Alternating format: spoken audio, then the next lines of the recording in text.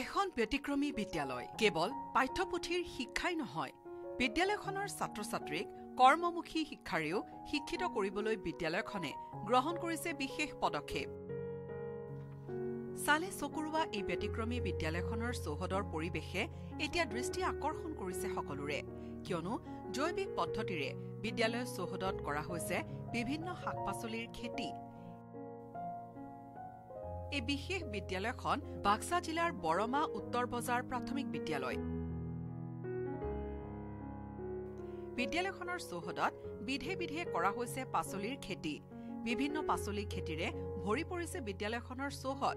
পানীলাও, ৰঙালাও, জলকীয়া, বিন, লেচেৰাৰ লগতে আছে বিভিন্ন শাক-পাচলি।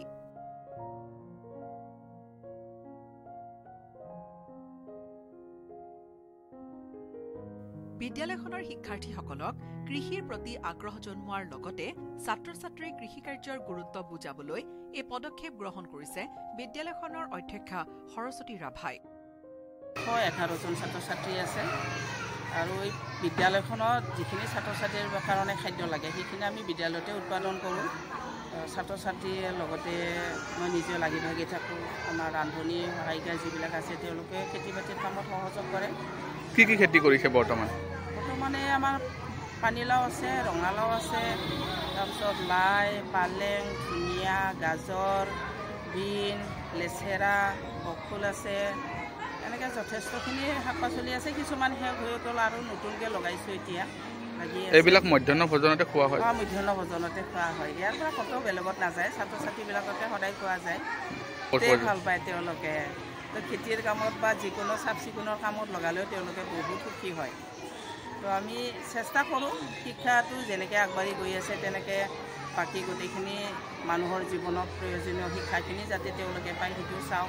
নাচ গানটো আমি যেনেকুৱা প্ৰত্যেক ছেটাৰডে দিনা আমি নাচিবলৈ তেওঁলোকক প্ৰেক্টিছ কৰিবলৈ দিয়া হয়। আৰু আছে ভাল ভাল ছাত্ৰ ছাত্ৰী, ছবি অংকন কৰিব পৰা ছাত্ৰ ছাত্ৰী আছে, নাচিব পৰাও আছে। বৰ্তমানে আমাৰ বিদ্যালয়খন ছবি অঁকা এটা চেণ্টাৰ হিচাপেও মানে 2 এদিনতে তাৰমানে খোলা সম্ভাৱনা অলৰেডি কৰিছে, অৱশ্যে খুলিছে। সেইটো নহয়, আমি নিজেও ঠিকে থাকিব লাগিব। শিক্ষকে যদি নিজৰ কৰ্তব্যখিনি ভালকৈ কৰি যায়, শিক্ষাদান কাৰ্যত ঠিকে চলি যায়, তো অভিভাৱকসকলেও তাৰ কাৰণে আকৃষ্ট হয়। এতিয়াতো আমাৰ বিদ্যালয়ত আমি অকল শিক্ষয়িত্ৰীয়ে 5গৰাকীও আমি অকল শিক্ষয়িত্ৰী। এই ক্ষেত্ৰত আমি শিক্ষাদানটো ঠিকে ৰাখোঁ, টাইম টেবুলটো ঠিকে ৰাখোঁ। তো মানে আমাৰ বহুত প্ৰাইভেট স্কুলৰ পৰা ছাত্ৰ ছাত্ৰীবিলাক আমাৰ ইয়াত এডমিশ্যন হয়।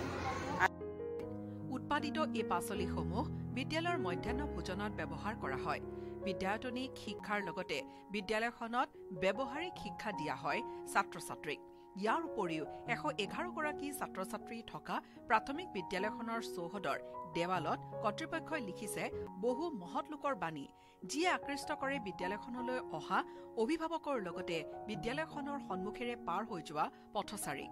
1975 চনতে স্থাপিত বিদ্যালয়খনে শিক্ষাৰ ক্ষেত্ৰতো বিভিন্ন সময়ত অৰ্জন কৰি আহিছে সুখ্যাতি। নলবাৰীৰ পৰা ৰাজেশ বৈশ্য, লোকেল 18।